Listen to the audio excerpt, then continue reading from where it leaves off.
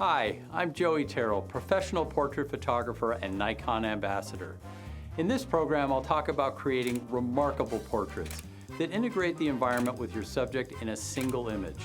I'll also demonstrate a variety of creative lighting techniques, discuss the benefits and features of various lenses and camera settings, and show you how to pose, direct, and communicate with your subject. So join me, and together we'll discover the wonderfully creative world of environmental portraiture.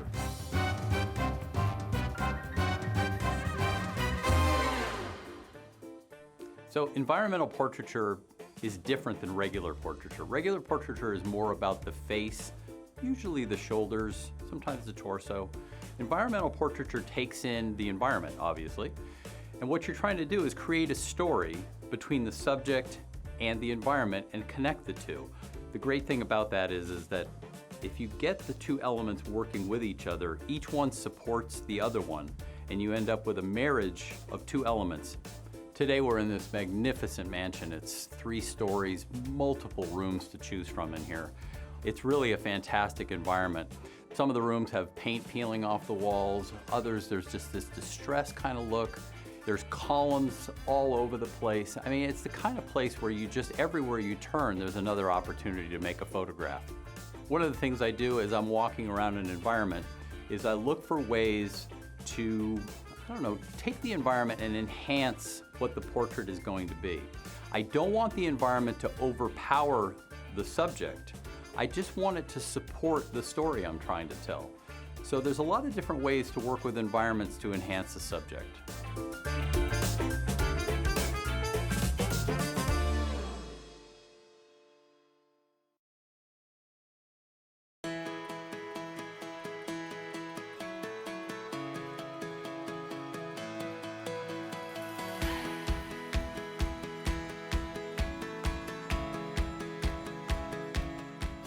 As I was walking around the house, exploring all the different environments that this house has to offer, I found this spot up on the 3rd floor that has beautiful architectural detail.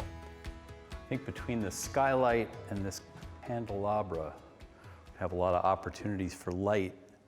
And these columns, this is a great spot to try different lenses. Wide lens so you can see the whole room. Telephoto lens, which will compress these columns. I think of all the different kinds of portrait photography, environmental portraiture places a huge demand on the lenses that you use. One of the reasons is because since you're blending the environment with the portrait subject, it becomes much more about the environment, obviously. But don't you love this space? It's got this amazing skylight, awesome chandelier giving us this really nice light, and these railings I absolutely love. So what I'm thinking is, try 3 different lenses in here. A wide lens, kind of a medium telephoto, and then I'm going to try a zoom, which will give me a choice of a bunch of different focal lengths. That way I can see the effect of each lens. The wide lens will kind of take in the whole environment, which is kind of what I want to, I love the environment in here. But at the same time, I love these columns. So what I was thinking is with the medium telephoto, I can kind of compress everything. And the one telephoto I'm going to use, it's 105mm 1.4, which will give me a very, very shallow depth of field if I choose to go that way. And then the longer lens, the zoom, I can compress it even more and pull these columns together and really emphasize just you. So we'll try it 3 different ways. But let me start with the 35. So right there, that's perfect. Yes, just like that. That's lovely. The spaciousness of the room really comes through using the 35mm. The pipe organ in the background, the skylight, the chandelier, all the details around the room, and this lens takes it all in. You know what? I want to try something. Come a little closer for me. I'm going to have you here. What I'm going to do, this is called close focus wide angle. So I'm going to be focused on you, but I'm still going to see the environment. So you become bigger in the frame this way. Instead of being smaller over there, you're going to be much bigger here, but I still see the expanse of the room. What's happening is the chandelier is casting these amazing shadows from the ornate ironwork in the railing, casting these amazing shadows. So I've got you framed between these two columns using those shadows as a background. I think this might work a little better. Oh, that is lovely. Placing my subject in a couple different positions gave me some options, but ultimately the subject more supports this kind of composition. And for me, I really like seeing the entire room. Lovely. Absolutely spectacular. So let me switch to the 105. So I'm going to move you back to this original position right in here. And it's the same thing. You're going to use that light as your main source. Good. Right there. Awesome. Just like that. So you'll notice, take a look to the right, there's this beautiful pipe organ over there. We're going to use that as a background as well. Good. Just like that. That's lovely. Head down just a bit. Good, good, good, good, good. That's perfect. The images I'm getting with the 105 really isolate the subject. So I have the column in the foreground and I have a column in the background, and those two are completely out of focus. The background goes into this soft, creamy, wonderful, out of focus quality. The only thing that's truly in focus in this photograph is my subject, and that's exactly what I wanted. Perfect. Now, I'm going to switch to the much longer lens. So this is the zoom. This gives me a choice. I can go anywhere between 70 and 200 millimeters. I'm going to be at the longer range, probably between 150 and 200 millimeters. What's going to happen, I'm going to use these columns as a compositional element so that this near column here is going to be out of focus. The next one behind you is out of focus, and that one's really out of focus. You'll be the only thing in focus. And I'm going to frame you between these two columns. So lean out. There you go, just like that. The other lens choice I made here was a zoom lens, specifically a 70 to 200 millimeter zoom. I was tending toward the longer end of the range, more like the 150 to 200 millimeter range. So the effect I was going for was compressing everything together, pulling the columns together, but also isolating my subject. So by putting my subject right between the columns, I bring everything together, but put all the emphasis on her. I think as a photographer, the thing I like the most is making choices, picking different lenses. And I think these three images really illustrate that. Each one tells a different story. One tells the story of the room. Another one, little of the room, little of the subject. The last one, all about the subject, less about the room. The great part of it is you as the photographer get to make that choice.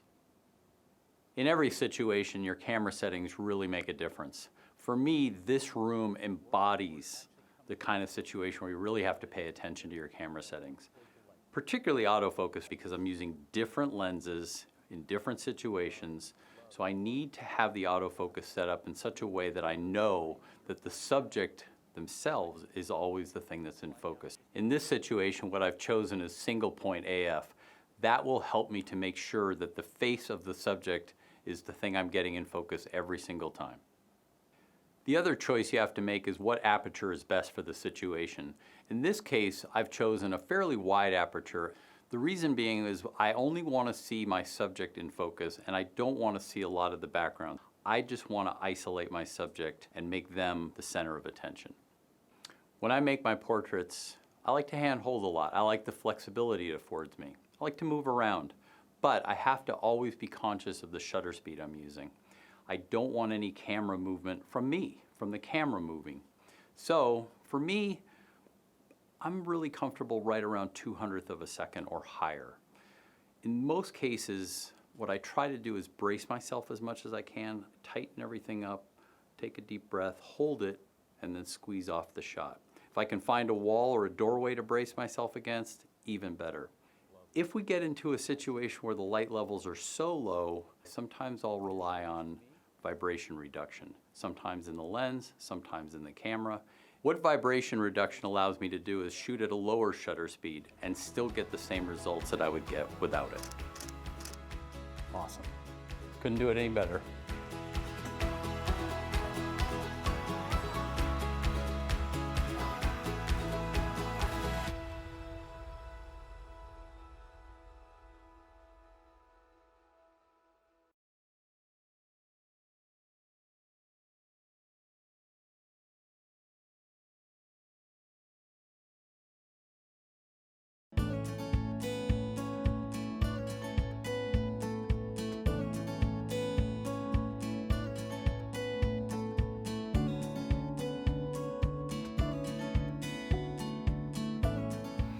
primary consideration for any environmental portrait, I believe, is the light.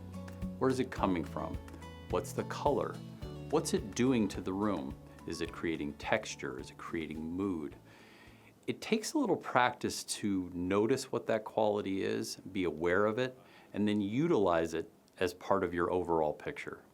Oh my gosh, look at this paint, this texture. The light coming in this window is so fantastic. Oh my gosh, there's a light. This could be really fun, mixing these two different colors, the color coming in through the window and the color of that light bulb. This room has so many interesting characteristics.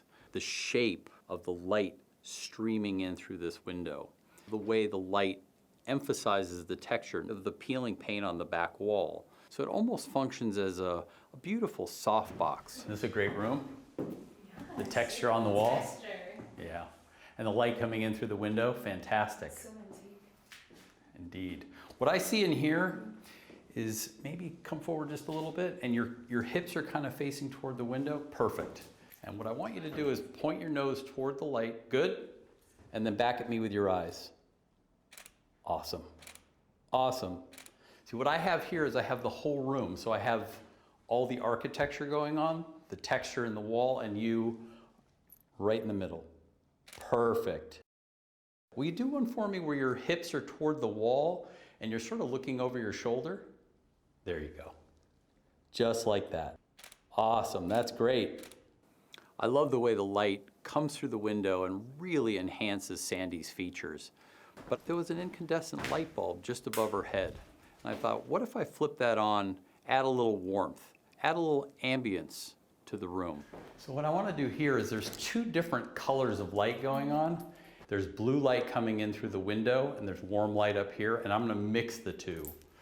In an environment like this, we have a number of choices to make as it relates to white balance, how the camera is going to render the color. So now that we've got two different colors of light, the camera's already set up for daylight, so that's going to work for this light.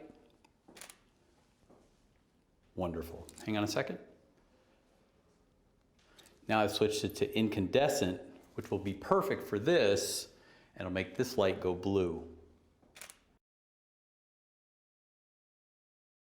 Sometimes when you have two different colored sources, what you might want to do is switch to monochrome. Takes color out of it entirely, and you end up with a beautiful black and white image. This could look great in black and white as well. I've switched to monochrome now. Lovely.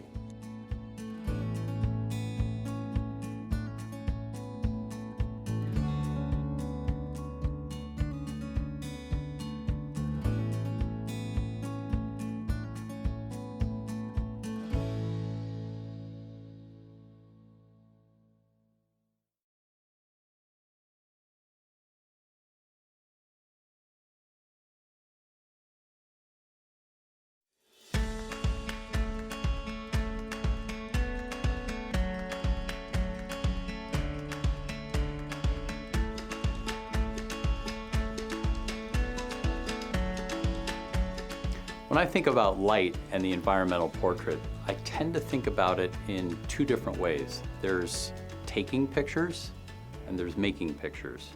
And it's a different way of thinking. For me, taking pictures is using available light. Making pictures is when you bring in artificial light, light that you've brought yourself and are going to use to enhance the picture. Oh, I love the texture of this wall. So you look at something like this, and you think to yourself, there's nothing going on here.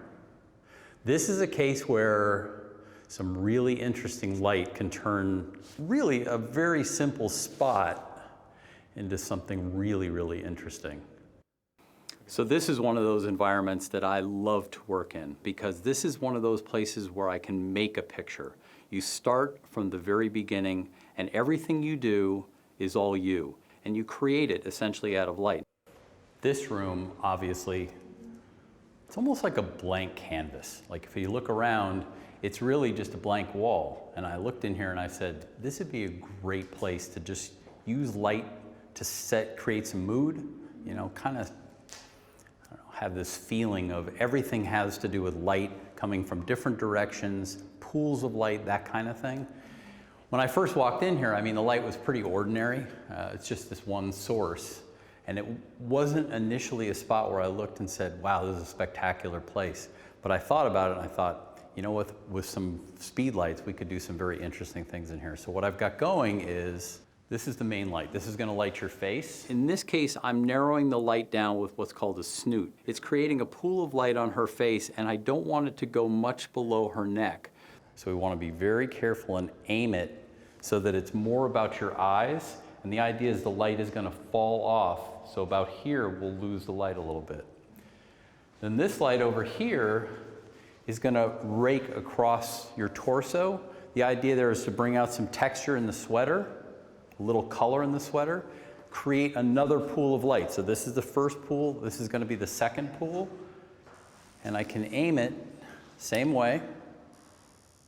So face the wall for me. There we go. And so the idea is just to, there we go. And then this light is more for, create a pool of light down around your feet.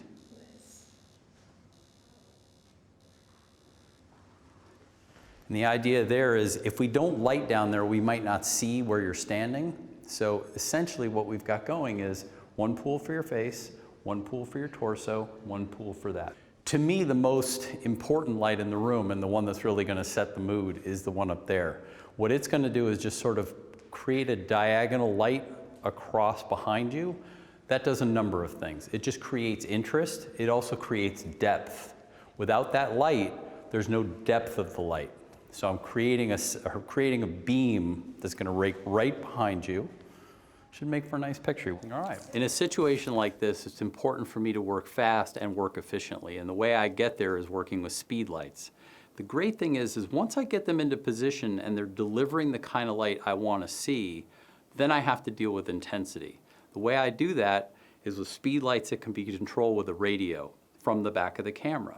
Never have to leave my shooting position. So let me show you what all these lights are doing. So I'm going to do one with this light, one with that light, one with that light, one with that light. So real still for me. Here we go. So that was the main light. I'm going to turn that one off, and we're going to go to the one that is raking across your torso. And now we're going to turn that one off, and we're going to turn on the one that's creating the pool on the floor.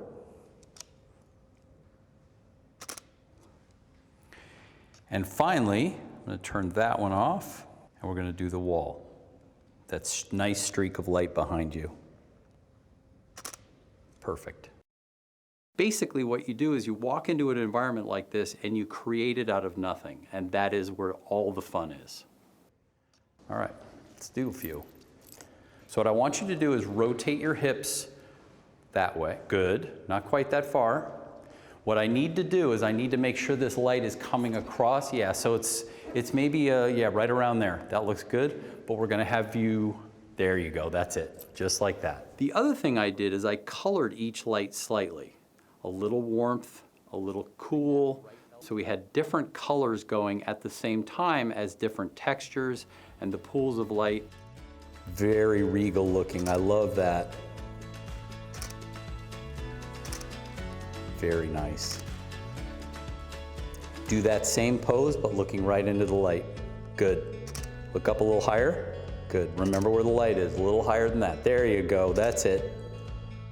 You can do a lot of things with light that you bring. You can enhance texture. You can create mood. You can add or remove color. A lot of different controls that come with adding your own light. And it's a choice that you as a photographer get to make. It's one of my favorite things to do. I hope it's one of yours.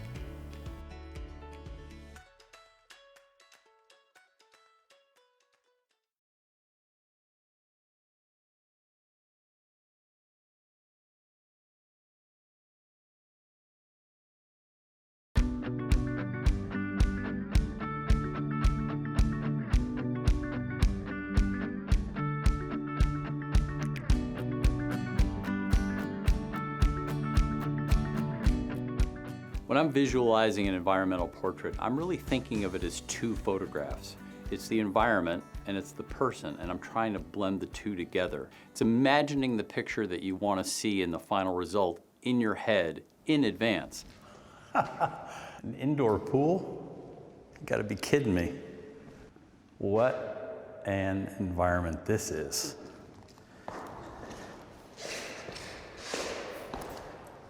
I don't know, to me this just screams wide angle lens.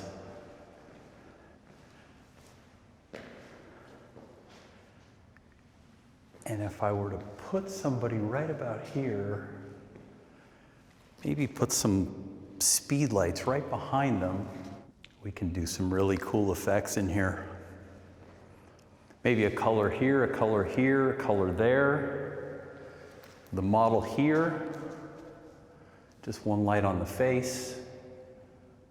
Really a good lighting for effect kind of a environment. This could be great. It's important to spend time at the beginning, make a plan, know what you're going to do, get the picture visualized in your head, and then you'll know exactly the picture you want to make.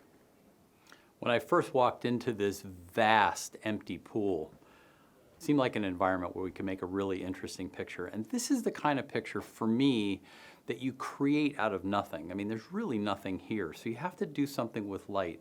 What I imagined in my head was, what if I used 3 different speed lights, each one with a different color. Then I bring my subject very close to the camera and light him with white light. Your eye should naturally go to him, but it's going to be enhanced by what's around him.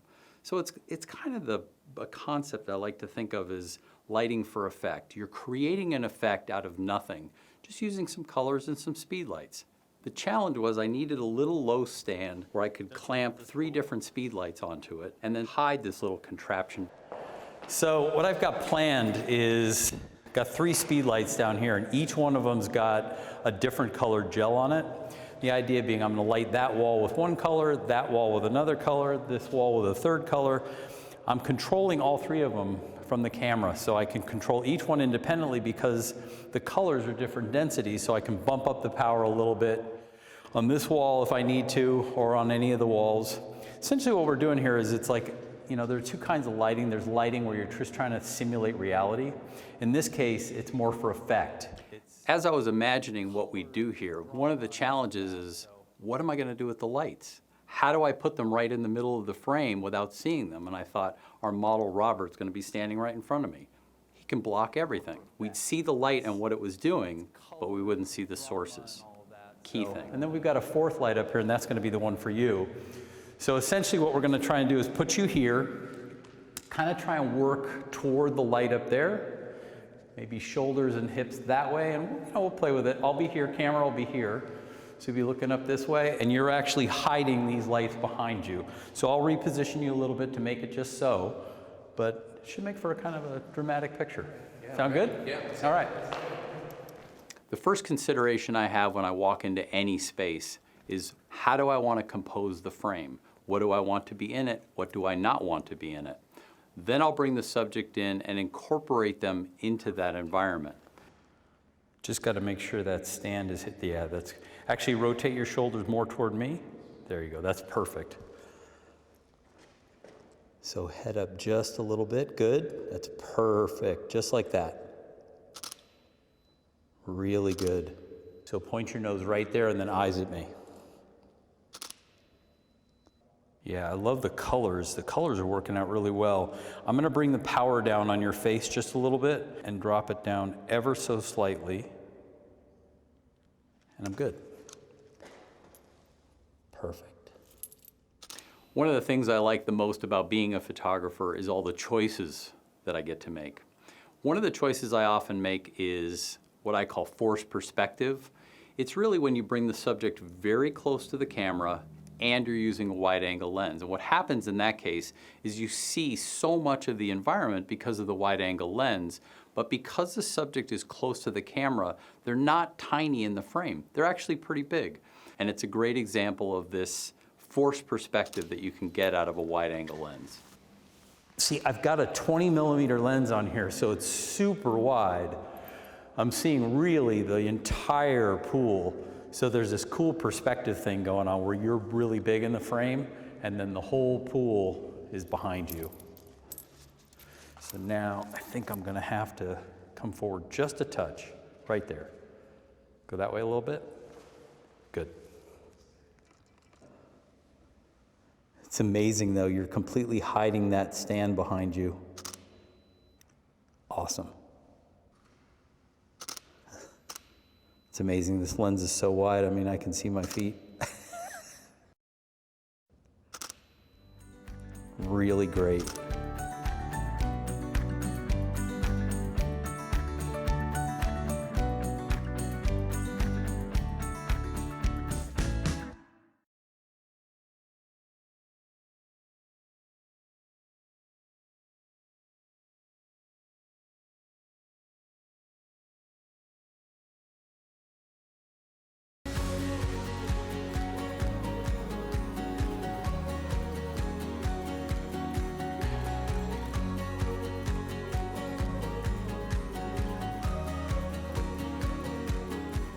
The first consideration I have when I walk into any space is which part of it do I want to use? How do I want to compose the frame? The next part of it is what am I going to do with the subject?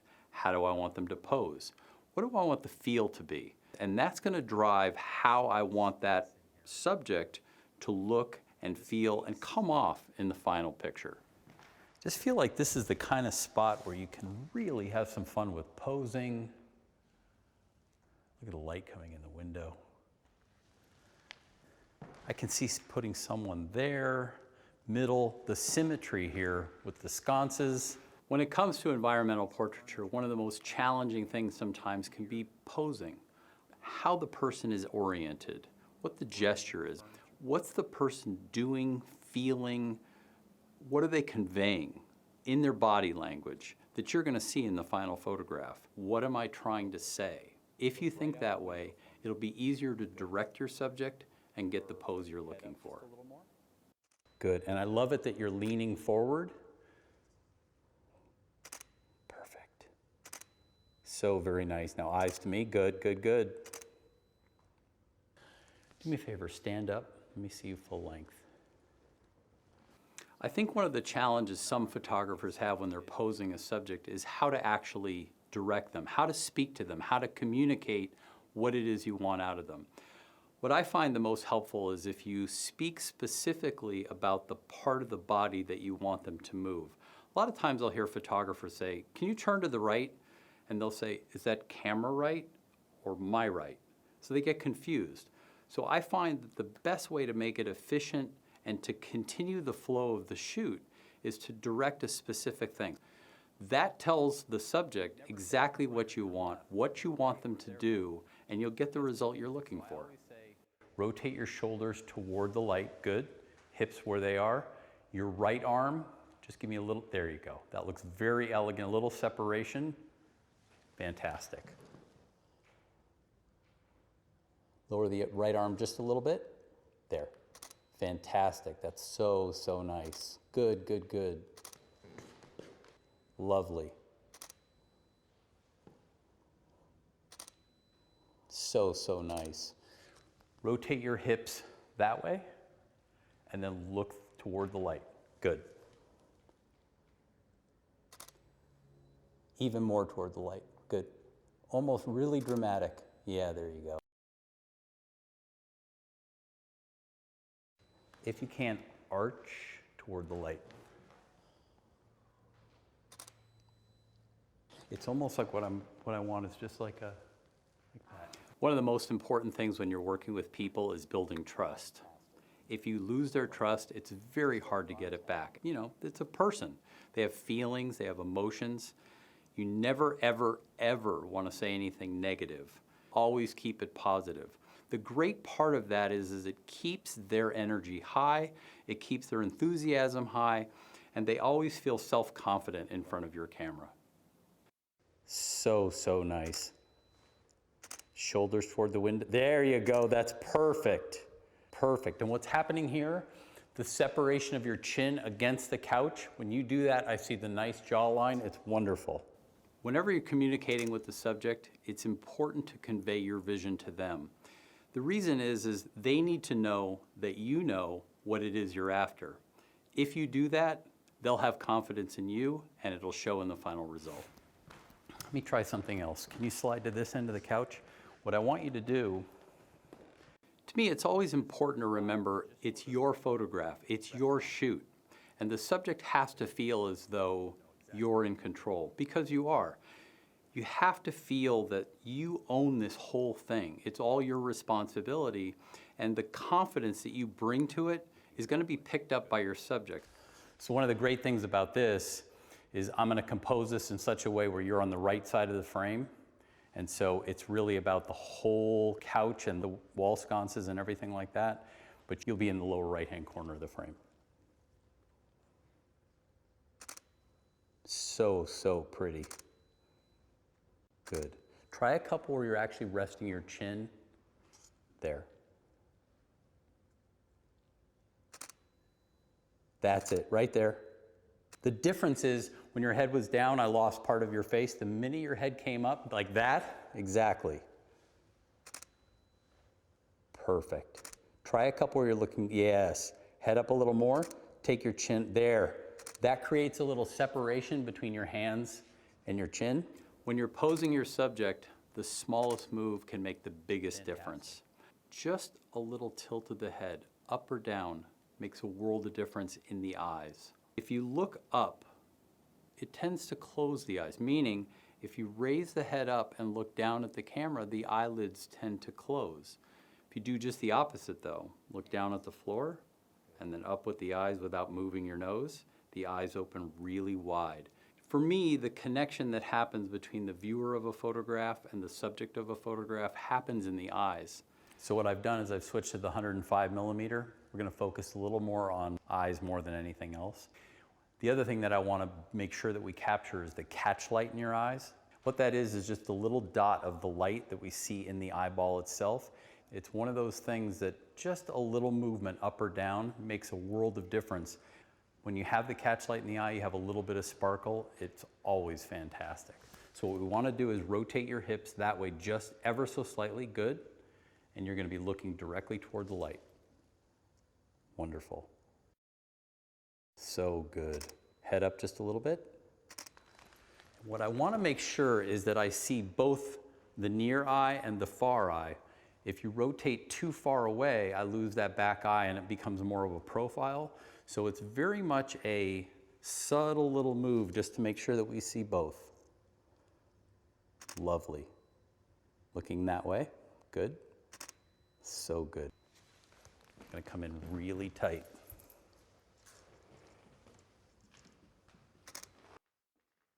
Gorgeous.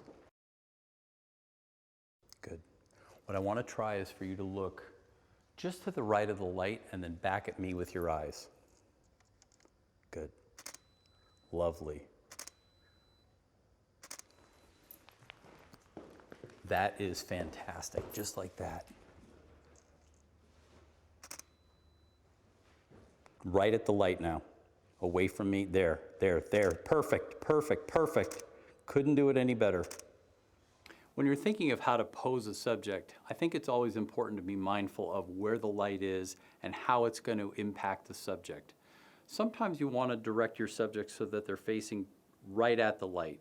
You'll get a nice, soft, beautiful, broad source. Other times, if you're going for a different effect, you might want to turn them away from the light, get a different effect entirely. The important thing is to remember where is the light, how best to pose them to get the image that you're looking for. Can you do a couple where you're looking directly toward the light? This way the light will just rake across your face. It's very flattering. Wonderful. The elegant line that you create when you do that, absolutely something I want to capture. Can you try one for me where you lean back and do that? This makes you look very long.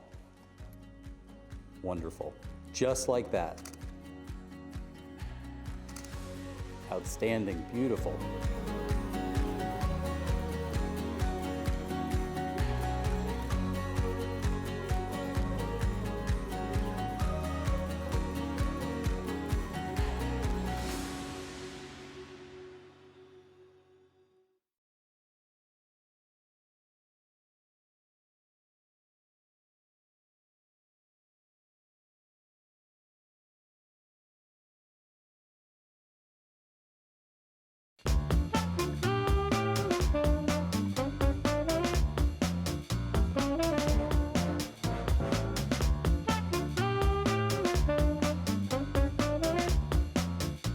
When it comes to environmental portraiture, this environment brought it all together. You have this amazing grand staircase, beautiful details everywhere you look.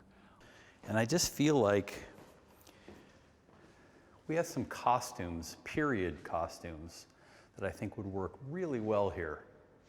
And to me, this shot is, you would think that it might be just straight down the stairs, but I think it's better over here so that the models are kind of looking over the railing, and we have this side of the wall and that wall up there. We have some shadows going that way. And it's a composition that just sort of takes in the period, and it'll marry very well with the costuming. This should be a really great shot. When it came to our subjects, I had a number of different possibilities. We had 3 different models. Each of the 3 subjects had their own costume, and they were period pieces that matched the environment. What I wanted to do is try different things. So I had Annalisa and Robert pose together sort of as a couple, have some fun. I just kind of let them go. For me, this feels like, I don't know, 100 years old, something like that. What you're wearing feels like it's around the same period. I mean, it's just a perfect match for the environment. And that's really what this is about, is matching everything to the environment. Right, telling a story. Once you have your beautiful environment, great costuming that blends well in that environment, the next thing you want to consider is the light. How is the light going to work with that and support what you've already built in this environmental portrait? So what we're trying to do is, light-wise, we're trying to match everything. So I've got just a little light for you guys, but I've got other things going on. There's a light over here that's actually coming through this beautiful ironwork over here, and it's going to cast a shadow behind you on the wall. And we've got another light at the top of the stairs, just kind of putting an edge on the stairs themselves. And we've got a 4th light right above your head that's just giving you just a little edge in your hair. Give us that 20s look. Sound good? So let's try a few. Oh, you guys look fantastic. Love it. Love it. Look right at each other.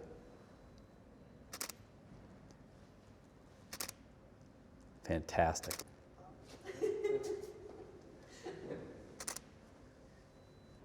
Perfect.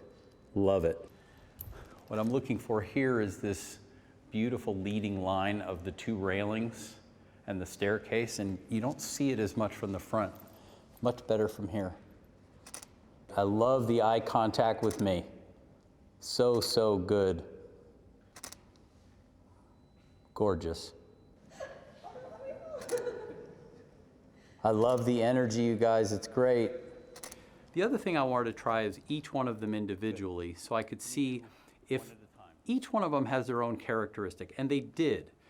I noticed that as each one of them stood in their place, I saw different kinds of poses and different kinds of performances from them. And that's what you want to allow them to do. You want to give the subject space to give you something. But for the most part, I just let them go. I let them perform. I made space for them to give me what I want. And by allowing them to do that, I got exactly what I was looking for. So the one thing I have to be careful here is there's a railing running up the stairs. I don't want it to cut right through her neck, so I have to be very aware of where that is relative to her. Good. Throw your head back, just, there you go. Good, good, good, good. That's fantastic. Lovely. Got it. Robert, come on in. We'll do some singles of you as well.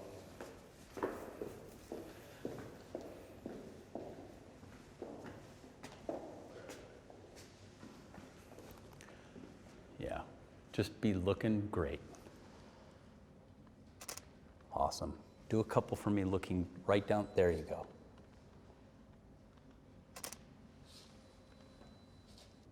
Oh, I love that. I love that. This is fantastic. Do a couple for me looking right up into the light. On the left side of the light. There, perfect.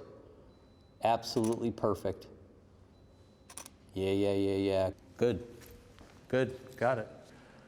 Sandy, are you ready? You look fantastic. Always ready.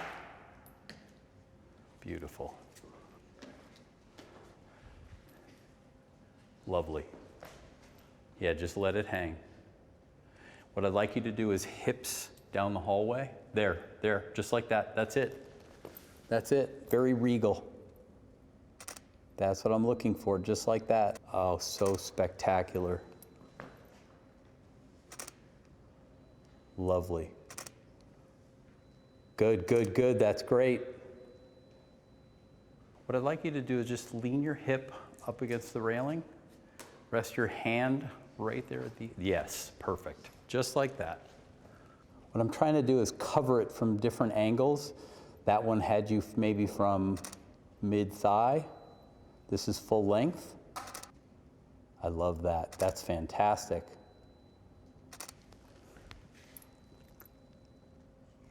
Looking that way. Good. Oh, yeah. Work that. Good. There we go. Head down just a bit. Good. Lovely. Good. Want to see?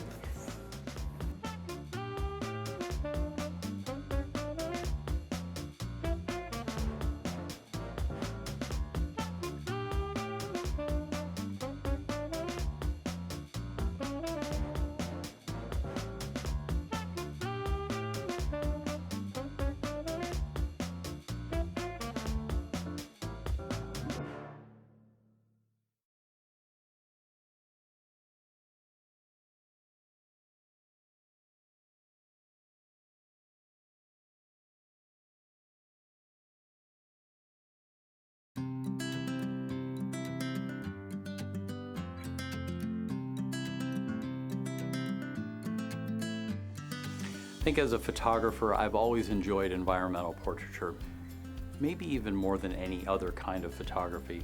The reason is it allows me to tell a story within the frame.